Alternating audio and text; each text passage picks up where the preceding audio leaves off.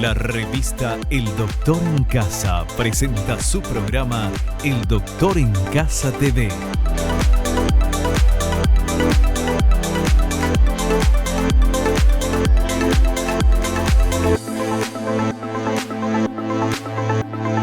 Con la conducción de Vivi Landó, El Doctor en Casa TV.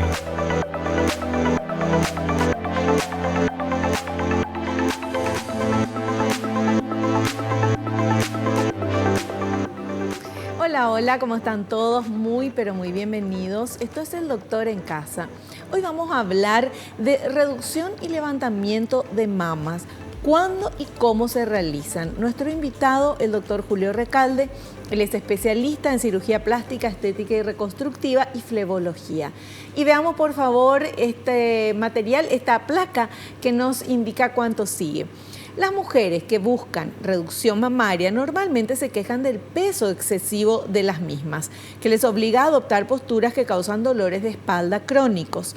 Las mamas pueden tener tamaños y pesos variables y, aun siendo pequeñas, ser sostenidas por tejidos de poca resistencia y tener un aspecto caído, aunque no se hayan tenido cambios bruscos de peso ni se haya amamantado. El procedimiento de levantamiento de mamas permite modificar la forma de las mismas, lo que mejora la imagen y la confianza en la paciente.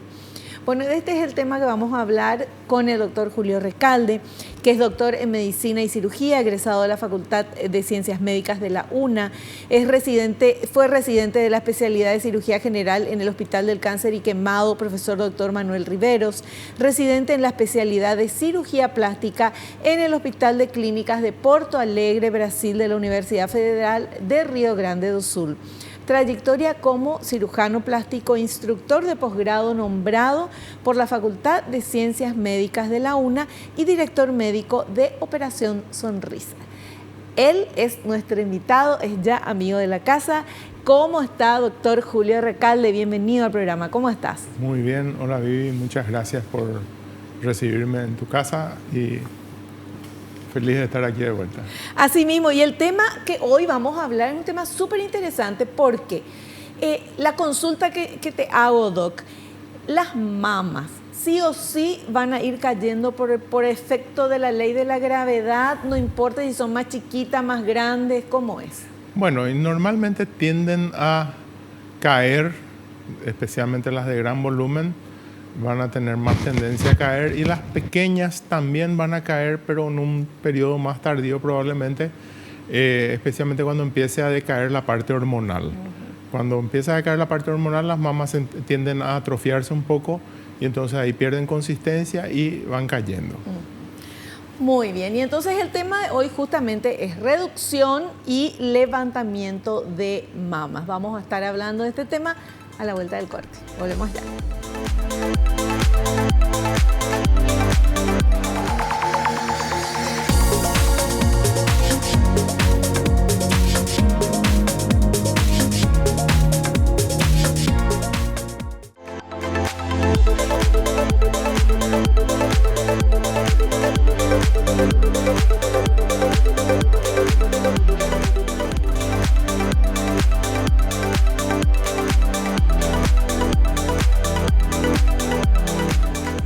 Muy bien, continuamos charlando con nuestro invitado, doctor Julio Recalde. El tema de hoy, reducción y levantamientos de mamas, cuándo y cómo se realizan.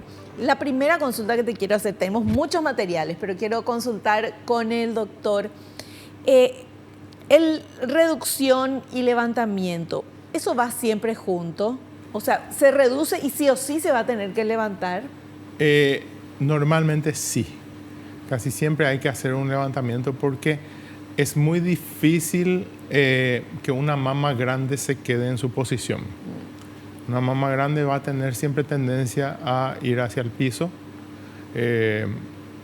Puede ser una gran mama de gran volumen, gran peso, o una mama mediana pero que no tiene mucho sostén. Pero siempre la tendencia es ir para abajo.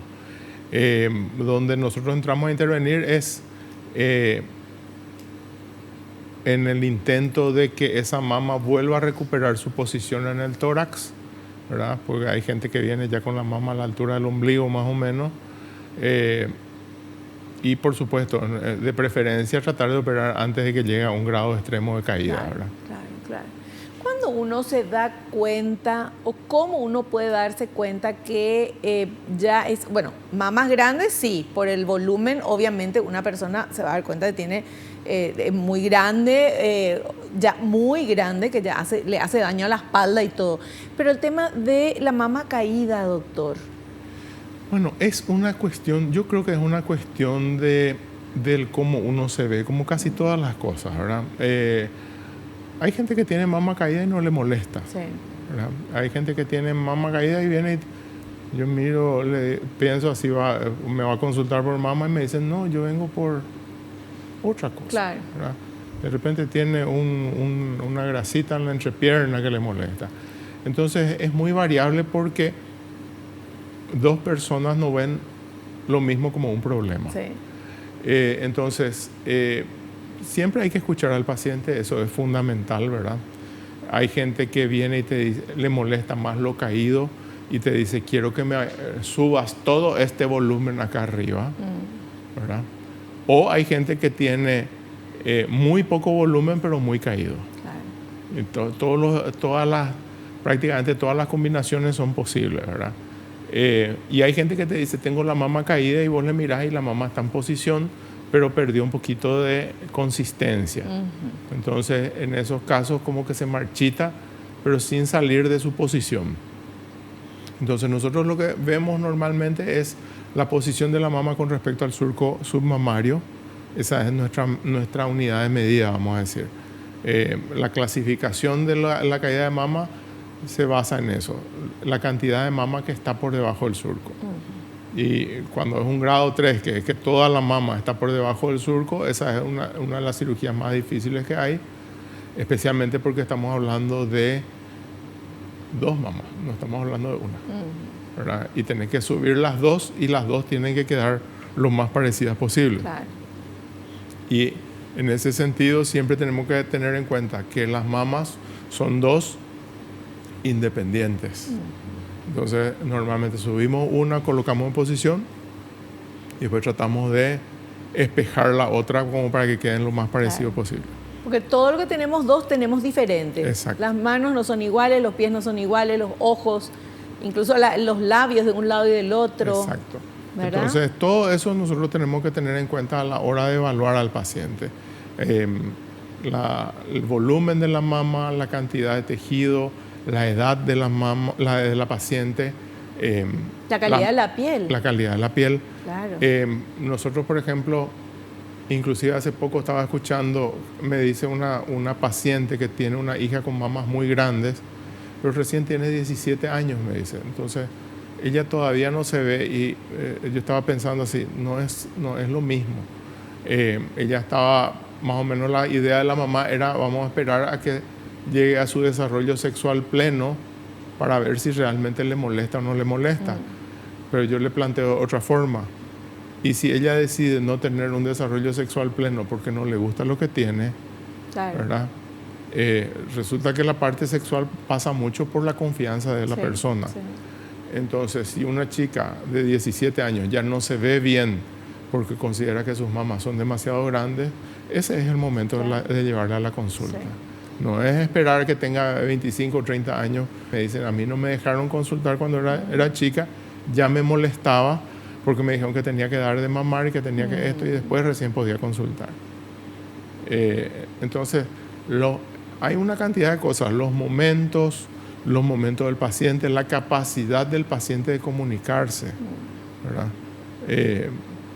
La capacidad del paciente de decir me molesta y quiero, ¿verdad? Después está el tema de si puedo pagar, si no puedo pagar, si es posible lo que quiere, qué sé yo. Pero el hecho de que esa tendencia de los adultos, porque normalmente al ser menores de edad tienen que venir acompañados de un adulto y el adulto tiene que consentir que esa paciente se opere. Entonces, de repente la incapacidad del adulto de darle importancia a la queja de sus hijos puede ser una cuestión que después va a tener secuelas psicológicas inclusive. Claro, porque conocemos chicas que tienen mamas muy grandes y son chicas todavía. Comienza el desarrollo y ¡boom! Les crece de una manera impresionante y bueno, a lo mejor ya es algo genético, familiar, no sé, pero es como que usan cosas para taparse, ropa grande, caminan así medio encorvaditas para que no se note tanto y todo eso afecta no solamente la postura, sino que afecta también la seguridad que puede tener esa chica. Exactamente. Pasa mucho por esas cosas. Suele ser más fácil, por ejemplo, cuando la paciente tiene dolores de espalda, porque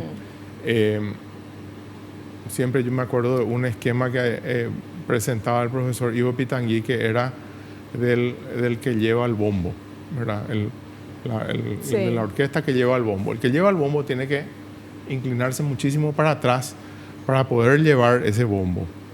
Y eso es más o menos el efecto que tiene la mama grande en la paciente. Tiene que inclinarse muchísimo para atrás para poder llevar. Entonces, esas pacientes suelen consultar con el traumatólogo por dolor de espalda. Y el traumatólogo suele derivarle al cirujano plástico porque le dice, bueno, claro, si vos le disminuyes el peso de esa mama, ¿verdad? Entonces, muchas veces no es por la queja directa de la paciente, que tiene derecho a ignorar los motivos, ¿verdad? Pero de repente se va por un dolor de espalda al traumatólogo y termina en el cirujano plástico. Tal cual. Bueno, ¿qué les parece si vemos este material, por favor? Adelante. Las mamas grandes y pesadas. Ya se notan en la adolescencia y suelen ser motivo de quejas y consultas.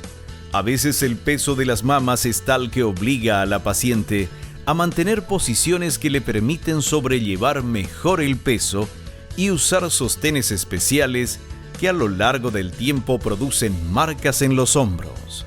El dolor causado por el exceso de peso se puede localizar en los hombros o en la propia mama. Menos común es el crecimiento mamario luego de dar de mamar.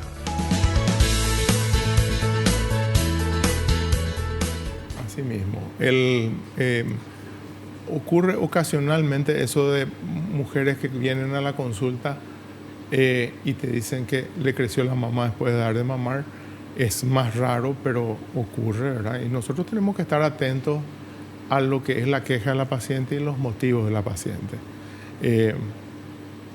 Una mama caída de alguien que dio de mamar a 3 chicos es de esperar, ¿verdad? Y probablemente si esa paciente no tuvo mucha variación de peso en esos 3 embarazos, probablemente sea lo que necesite sea una pequeña cirugía de levantamiento que nos lastima mucho y normalmente le solemos colocar un implante como para que recupere firmeza y recupere la posición y ese tipo de cosas. Ahora, una mama muy grande, muy caída, evidentemente tiene otro tipo de tratamiento, más agresivo, con más cicatrices. Claro. Y entonces tenemos que tener en cuenta eso a la hora de la consulta, ¿verdad? Perfecto. Bueno, y vamos con el siguiente material que ya le había preguntado yo al doctor, pero es bueno recordarlo otra vez. ¿Cómo se mide la caída de la mama? Todo el tejido mamario que cae por debajo de la línea del surco submamario se considera caído. En las mamas grandes y caídas, el 100% del tejido puede estar por debajo de esta línea. En las pacientes con caída mamaria sin hipertrofia, se puede encontrar también el 100% del tejido por debajo de esta línea, con la diferencia de que puede consistir en un exceso de piel con bajo contenido de tejido mamario.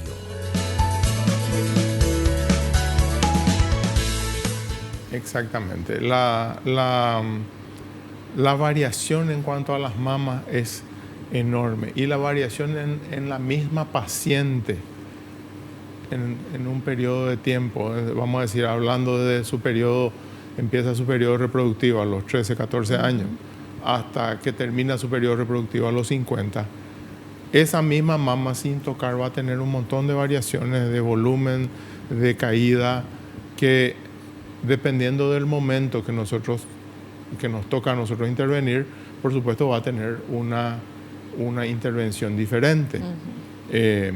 Por ejemplo, yo le suelo decir a las mujeres que tienen mamas muy grandes, de 18 o 20 años, tienen mamas muy grandes y quieren una reducción importante, yo les digo, bueno, puede ser que en un futuro vos seas mamá, tengas hijos, das de mamar 2 o 3 chicos y después empieza el periodo en que tu mamá se empieza a atrofiar y vos me vengas a buscar para que te aumente otra vez la mama. Porque ocurre. Claro. ¿Verdad? Y es bueno que la paciente tenga esa información, que no es algo raro, que no es algo fuera de lugar, sino que yo puedo tratar el hoy de tu mamá, yo no puedo tratar lo que va a ser dentro de 10, 15 años, ¿verdad? Hoy es esto, mañana puede ser otra cosa, ¿verdad? Y así sucesivamente. Es lo mismo que la paciente que viene a los 20 años y me dice, quiero un aumento de mama. Y resulta que después cuando tiene 2 o 3 hijos, le creció tanto la mama que puede necesitar sacarse el implante. Claro, porque cambia todo. La Entonces, época. Nosotros tenemos que ir adaptando vamos a decir, nuestro menú de acuerdo a qué tipo de cosas nos trae el paciente. Y en el caso de pacientes jóvenes con mamas muy grandes que quieren hacerse la reducción, pero que todavía les queda un montón de vida por delante de casarse, tener hijos, o tener hijos, no casarse, lo que sea, dar de mamar. ¿Cómo se hace? ¿Se puede hacer para que ellas puedan dar de mamar? Mira, la mayoría de las técnicas de reducción de mama están hechas para que la mamá pueda dar de mamar. Ya. La mayoría de las técnicas son preservadoras de glándula y de los conductos galactóforos. ¿Verdad? Los conductos galactóforos son los que terminan en el pezón y son los que hacen que la leche pueda salir. Entonces, y aún así, y hay gente que tiene mamas muy grandes y te dicen, no tuve nada de leche. ¿Verdad? Entonces, en ese sentido también todas las variaciones son posibles.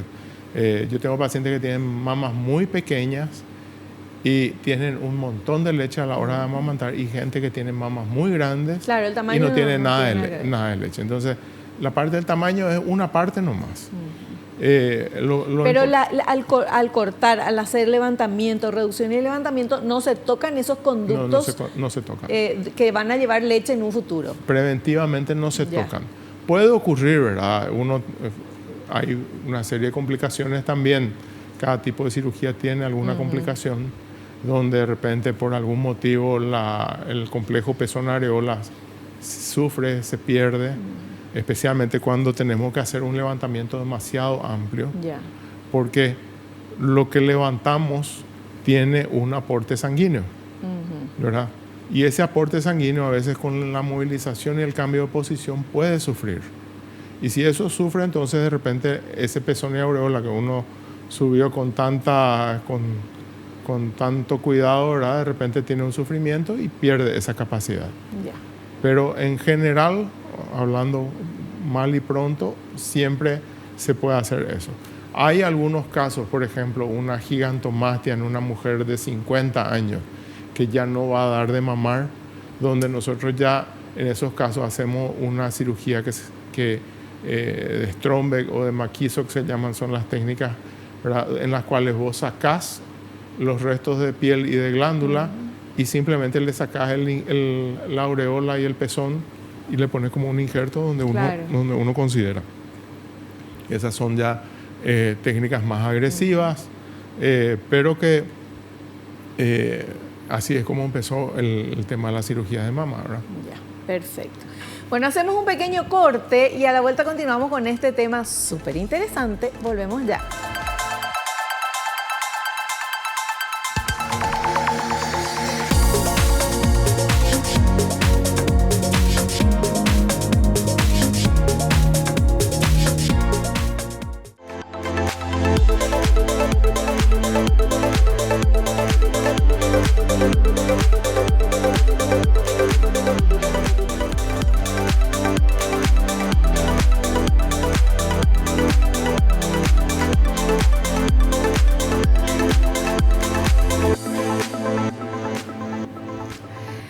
Continuamos charlando con nuestro invitado. El tema de hoy, reducción y levantamiento de mamas, cuándo y cómo se realizan. Y vamos ahora con este material, por favor, que habla de la evaluación del paciente. Qué importante es, tanto para el paciente como para el médico, esta primera etapa. Veamos, por favor. La evaluación de pacientes. Se debe tener en cuenta el peso y la consistencia de la mama, la posición del surco submamario, la distancia de la areola a la horquilla esternal, edad de la paciente, intenciones de dar de mamar, etc. Algunas pacientes se quejan de mamas caídas sin que realmente hayan caído. Más bien, tienen una pérdida de consistencia.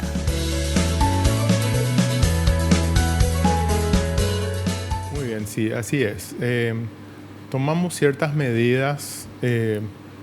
La horquilla external es el hueco que está entre el cuello y el... Sí. Entonces, eso se toma como punto fijo para medir la distancia que hay desde allí hasta el complejo aureola-pezón, que nos permite a nosotros tener una idea de toda la movilización que debemos hacer. Como te había dicho antes, nosotros tenemos que hacer un colgajo con un pedículo que viene la sangre por ahí y permite que nosotros subamos y modifiquemos la posición de esa aureola y tiene que tener su aporte de sangre. Claro. Entonces, cuanto más largo es el pedículo, más posibilidades hay de que tengamos alguna complicación. Entonces, la distancia ideal de la horquilla al complejo aureola-pezón debe ser más o menos de 18 a 20 centímetros. Una persona con textura baja, 18 centímetros, una persona con textura más alta, 20, y una persona de más de 1,70 m, vamos a decir 21 o 22 centímetros. Y nosotros solemos tiene que tener haber desde acá hasta el complejo aureola-pezón. Y a veces viene el paciente con 30, 35, 40 centímetros, es decir, hay que subir 20 centímetros, 25 centímetros de altura, y eso por supuesto conlleva a que haya más probabilidad de complicación. Y en esos casos, por ejemplo, si una persona que ya terminó su vida reproductiva, en esos casos nosotros preferimos sugerirle hacerle algo más simple, con menos complicaciones, y ponerle simplemente el complejo aureola-pezón como un injerto. En los casos de las pacientes que quieren dar de mamar, sí hacemos todo el esfuerzo posible por preservar todo eso. Y esas son las medidas estándar, ¿verdad? La distancia de la horquilla, la distancia del surco submamario, son los puntos fijos más o menos del tórax con los cuales nosotros tenemos que preparar nuestra cirugía. De acá, de la horquilla a la areola, 18 centímetros. Sí. ¿Y después qué otra medida tienen? Para medirnos esa principalmente. Al terminar el programa nos vamos a medir principalmente, ¿verdad? Y dependiendo de la contextura, ¿verdad? Pueden ser entre 8 a 10 centímetros desde la línea media hasta el complejo aureola-pezón. Ya. Y también, dependiendo de la escuela que uno tiene, tomamos el largo del brazo, ¿verdad? Puede ser, según algunos estudios, es la mitad de la altura del brazo, tiene que ser la posición del complejo aureola-pezón, y según otros libros, tiene que ser la unión del tercio superior con el tercio medio, ¿verdad? Entonces, dependiendo de qué texto y de qué técnica vamos a utilizar, se toman esos puntos de referencia. Perfecto. Bueno, veamos por favor este otro material. El plan quirúrgico. Se debe resolver cuánto tejido mamario se dejará, la posición deseada de la areola y si será necesario o no el uso de implantes mamarios para dar consistencia a las mamas caídas, siempre teniendo en cuenta los deseos de la paciente y la realidad física que presenta.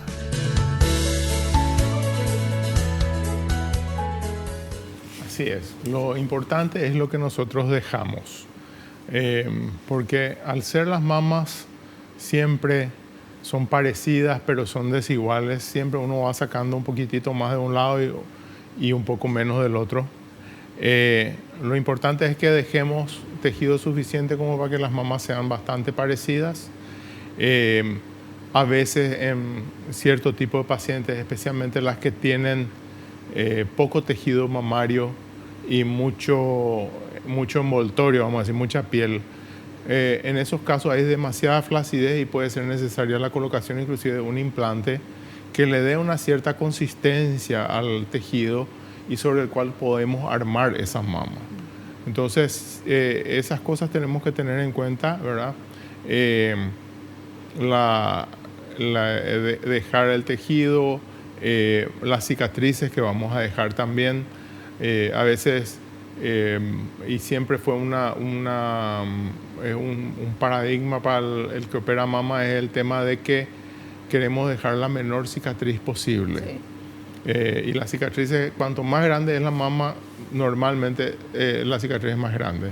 Entonces la idea siempre de los que están buscando una técnica nueva es tratar de hacer la mayor reducción posible o el mayor levantamiento posible con la mínima cicatriz.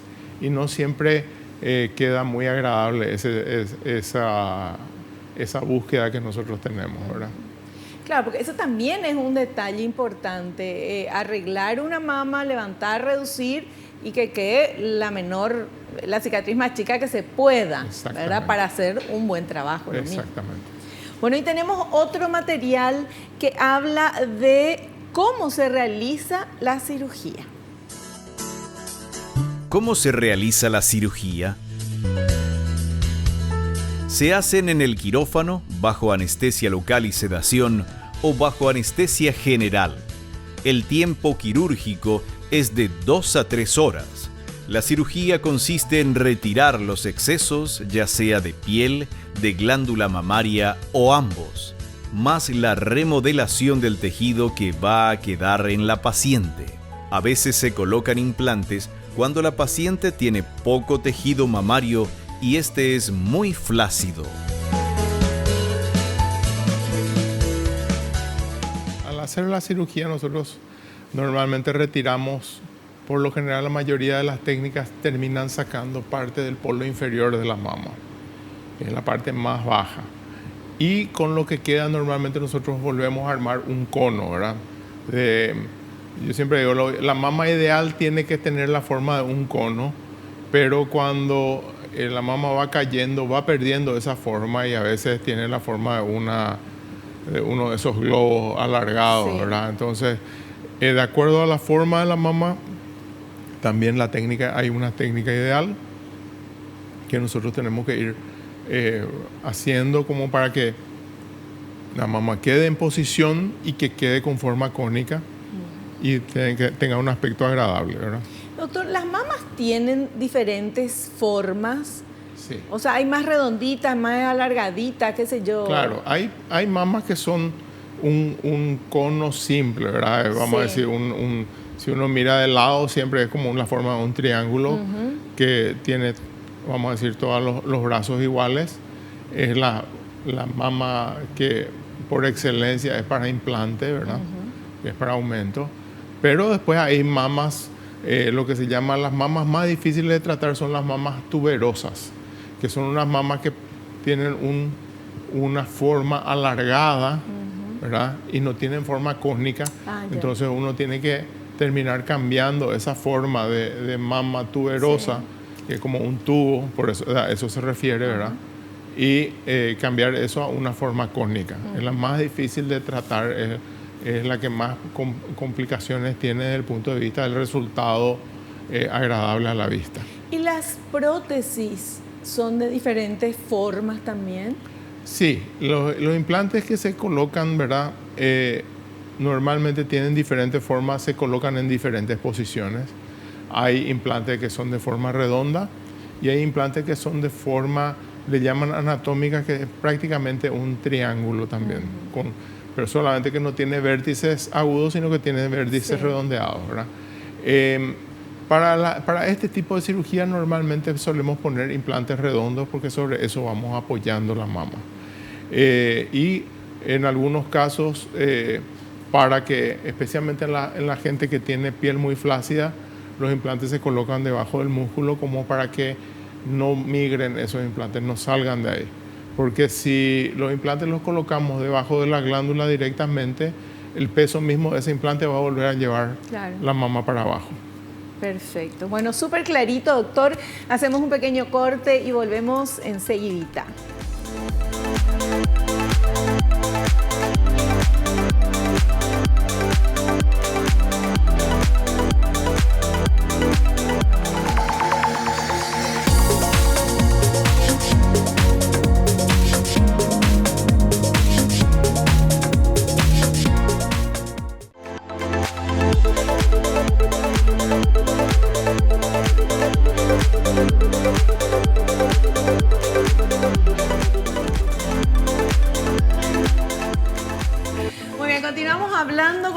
El doctor Julio Recalde, especialista en cirugía plástica, estética reconstructiva y flebología.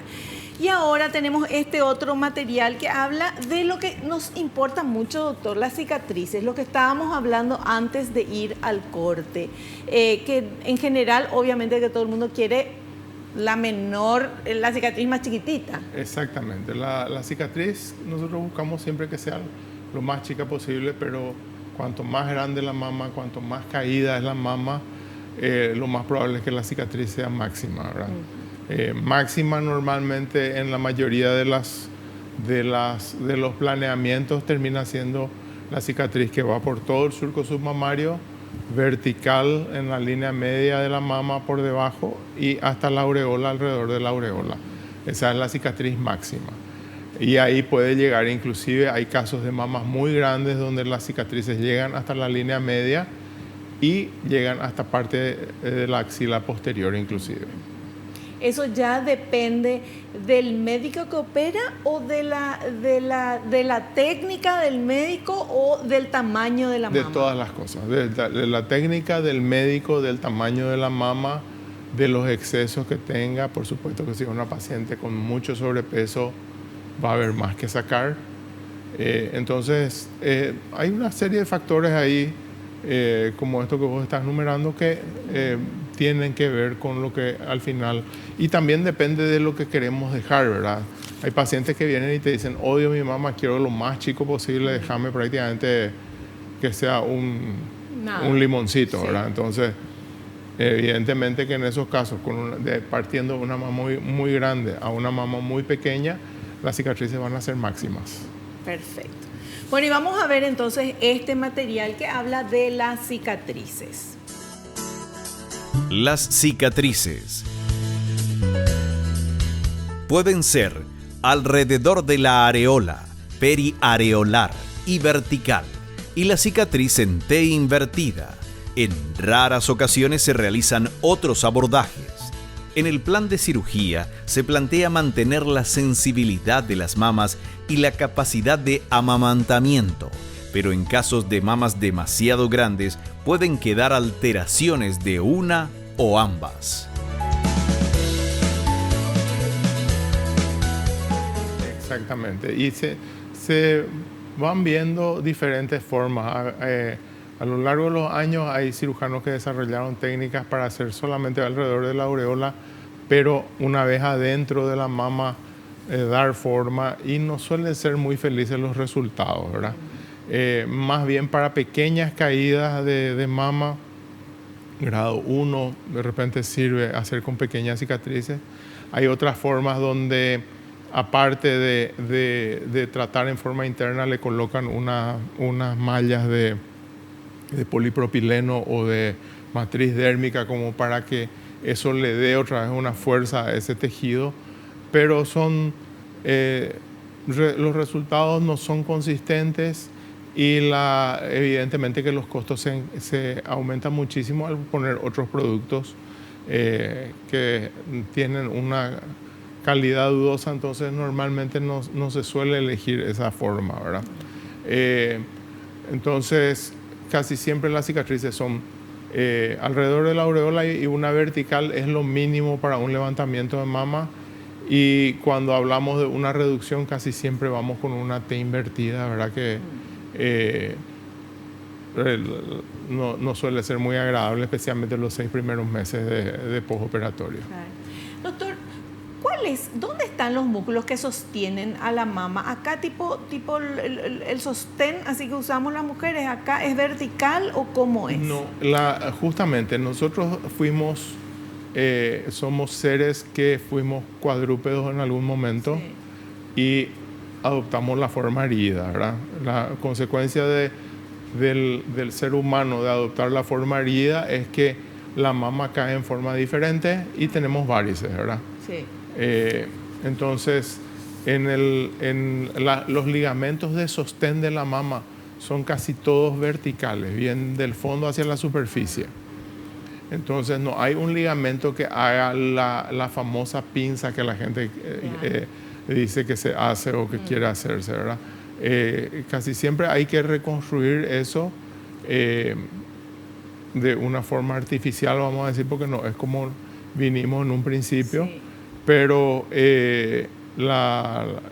siempre hay que hacer un levantamiento y un refuerzo, vamos a decir, de todo lo que de la parte profunda para que esa mama se quede en su posición. Perfecto. Bueno, y veamos ahora este otro material que habla de las recomendaciones luego de la cirugía. Recomendaciones luego de la cirugía.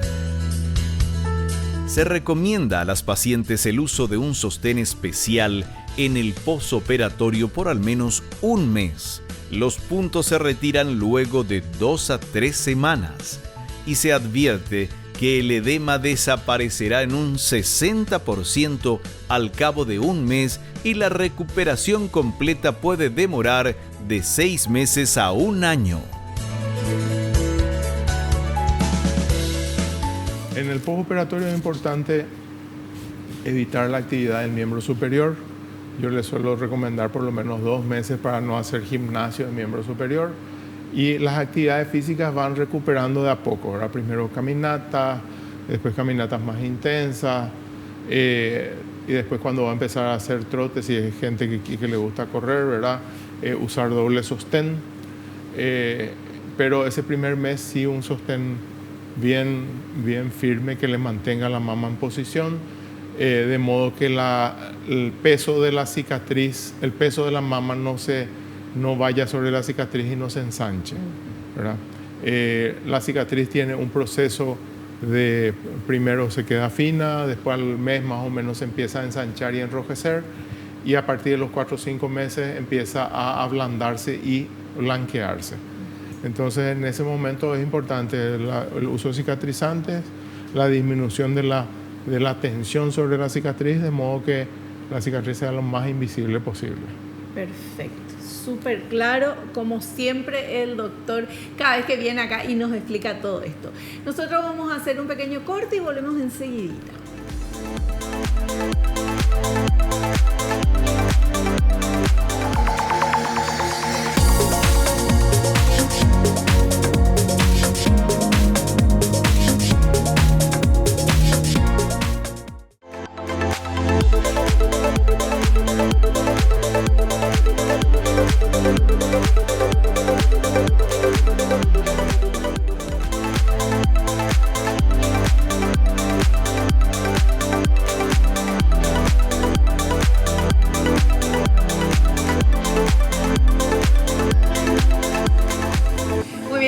Parte final del programa, pero tenemos todavía las consultas que ustedes quieren hacerle a nuestro invitado. Vamos con esta primera pregunta, por favor.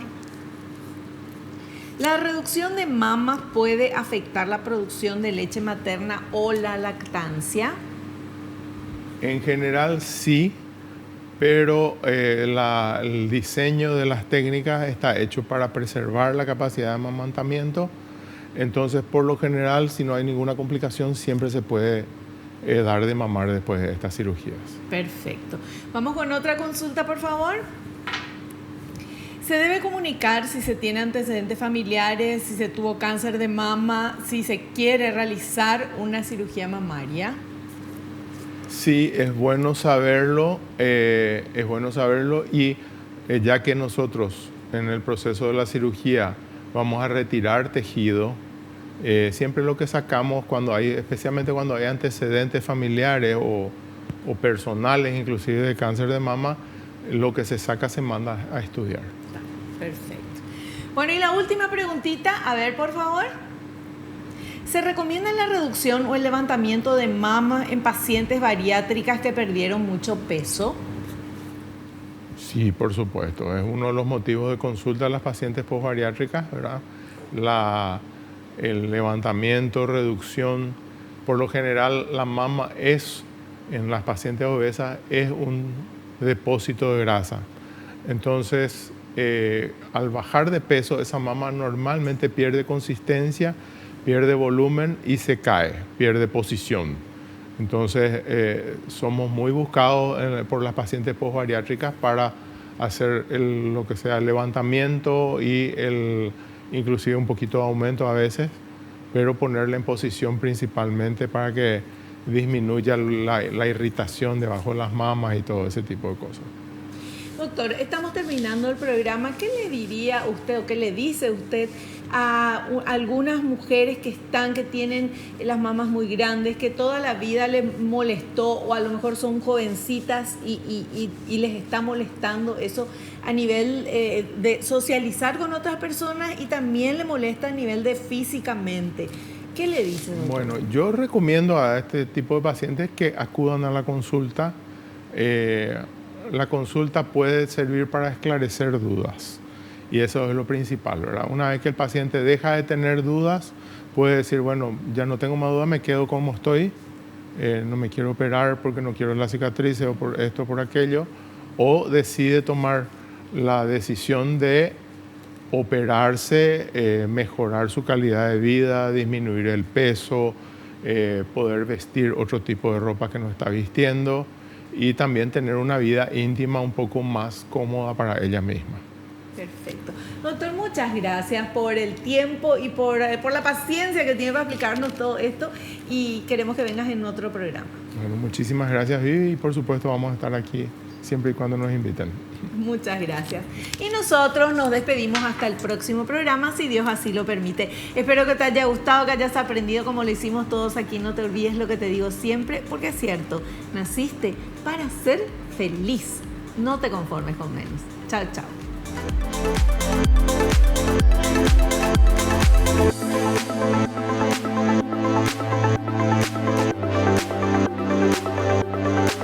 La revista El Doctor en Casa presentó a Vivi Landó en el programa El Doctor en Casa TV.